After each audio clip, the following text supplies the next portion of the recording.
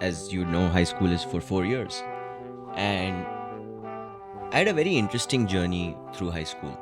The first 2 years, I was quote unquote a loser. And the last 2 years of high school, I kind of made it to the popular group of of the school.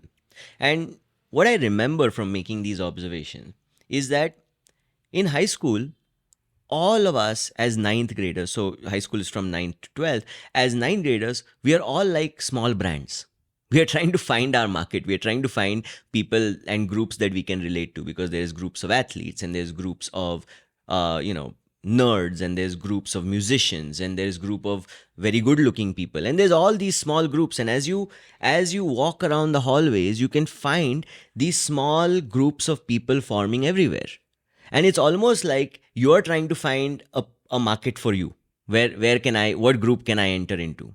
And being an Indian in the US at that point of time, I was very hard to find where I can really fit in, because when you're trying to find a market for yourself, as in high school trying to find a group for yourself, what you're essentially looking for is, what are the points of parity I have? What are things I have in common with these people or these people or these people? And where is my best fit? Right? And sometimes you even realize that, I don't fit with anyone in this school. And so you go and create a group with everybody who doesn't fit into any category. And a lot of times that group is kind of like the loser group. They don't really fit in anywhere. And I was that for a long time. And being in high school, and the way that social structures work then, I really studied the patterns of what does it take to be inducted into the cool market, the cool group, if you will. And I learned, how do you behave? How do you dress? How do you walk? How do you talk? So that I will have something in common with this popular group. And I changed what I listened to. I changed what I watched on TV. I changed the way I dress, the way I do my hair, the way I walk, the way I talk. And as you know it, in 11th and 12th, I was finally inducted into this popular group, which allowed me to stand in a very envious place by the lockers. And I felt very proud of myself that I was finally inducted into this group, because I had created, and let me say that again, I had fabricated things that I had common with this group to fit in. This was essentially my story of high school. I made it from the loser group to the popular group. But inside, I felt like a loser, because neither did I connect with the loser group, nor did I connect with the popular group.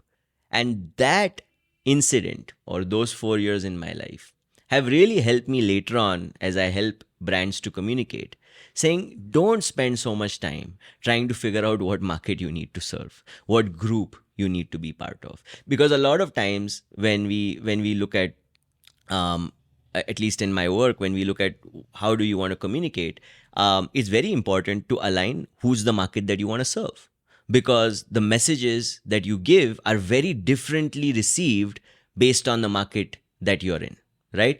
Are you going to be in the premium market, or are you going to be in the affordable market? Because the messages will change in the way that you're looking at it, just like what we saw in school with all these small clicks. So what if there was a third option? What if you decided to intentionally be a misfit in an existing market? Or in the high school example, intentionally be misfit in an existing group of people? Well, it does have your advantages. One is that you'll never have to worry about differentiation, because you're a fish out of water. You stand out, whether it's to your consumer or whether it's to the girl that you're trying to impress in high school, because you don't look the same, you don't act the same, yet these people have inducted you into their group. And so it creates a sense of aura, a sense of mystery, and it gives you a platform to be able to be heard in terms of talking about why you, being so different, yet can still be in this group, aka this market.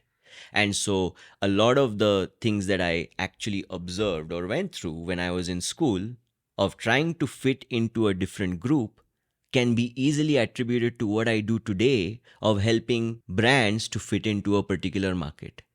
And the answer for me over multiple years of thought has been, it's not whether you fit into one group or not, and it's not whether there is a market that exists or you create a new market, but there is some sense in thinking about being into a category where you intentionally are a misfit. Something to think about.